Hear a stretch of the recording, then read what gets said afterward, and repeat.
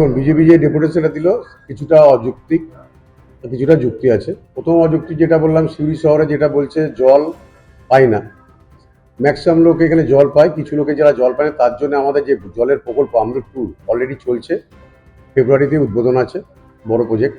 এটা সময় সাপেক্ষের ব্যাপার আছে, সব শহরে যত লোক আছে সব জল পাবে, ঘরে ঘরে জল পৌঁছাবে। দ্বিতীয় যেটা বলছে লাইট, আমাদের এই বোর্ড আসার পর, বিশেষ করে আমি বসার পর থেকে এখন সিউড়ি শহরে আমাদের মাননীয় সংসদ তহবিল থেকেই কয়েকশো লাইট আমরা এলইডি লাইট লাগিয়েছি। হাইমাক্স সিউড়ি শহর আগে যেরকম দেখা যেত না, এখন প্রত্যেকটি মন্দিরে গিয়ে আপনি হাইমাক্স লাইট দেখতে পাবেন, আলোকসজ্জাগুলো আপনার নিজের চোখে দেখতে পাবেন। এগুলো অযৌক্তিক কথাবার্তা বলছে। একটা কথা ওনার কিছুটা সত্যতা আছে, যেটা গাড়ির ক্ষেত্রে সেটা আমার ম্যাটার নয়, গাড়ি কোন দিক দিয়ে পেরোবে না পেরোবে সেটা পৌরসভার চেয়ারম্যান হিসেবে আমার যদিও দেখার কর্তব্য। এখন আমাদের সিউড়ি শহর মধ্যে দিয়ে গাড়ি পেরোয় না, আমরা একটা নো এন্ট্রি বোর্ড লাগিয়ে দিয়েছি।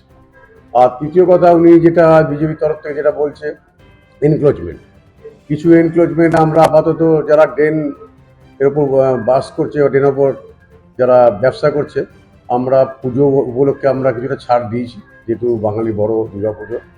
তো আমরা পুজোর পর থেকে, দীপাবলির পর থেকে আমরা যেগুলো আমাদের ড্রেনের ওপর এনক্লোজ আছে সেগুলো আমরা সবার সঙ্গে এককভাবে প্রশাসনের সঙ্গে বসবো, নিয়ে আমরা সিদ্ধান্ত নেবো কোনটা তোলা যায় কোনটা তোলা যায় না। এই হচ্ছে বাস্তবতা। আর বাকি কি বলবো আপনাকে, যে চোখে আপনারা শহরে ঘুরতে পারবেন ক্যামেরা নিয়ে ঘুরুন গা, আগের আলো আর এখনকার আলো সজ্জা শুরু অনেক আকাশ অনেক তফাৎ।